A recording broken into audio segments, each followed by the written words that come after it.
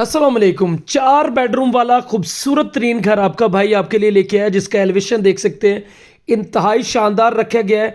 और इस घर में आपको 4 मास्टर साइज के बेडरूम मिलेंगे। बड़ी फैमिली वाला घर है। 2 मरला में ये डबल स्टोरी रजिस्ट्री इंतकाल वाला घर है। वापडा का मीटर लगा हुआ है। करीब आपको स्कूल, मस्जिद, मार्केट तमाम फैसिलिटीज़ मिलेंगी और 20 फीट के खुले रोड पर ये मौजूद है। सराउंडिंग में आप मुकम्मल आबादी के दरमियान में इंशाल्लाह ये घर आपको मिलने वाला है। इस घर में आपको 4 बेडरूम में स्टेप बाय स्टेप आपको विजिट करवाता हूँ। तो ये इस घर का आपका पहला बेडरूम आ गया, जो कि आपको आप एज अ बैठक बना सकते हैं, एज अ ड्राइंग रूम इसको रख सकते हैं। और ये साथ में इस घर का आपका पहला मास्टर साइज का बेडरूम। तो इसमें 4 बेडरूम है, 2 खूबसूरत से वाशरूम रखे गए।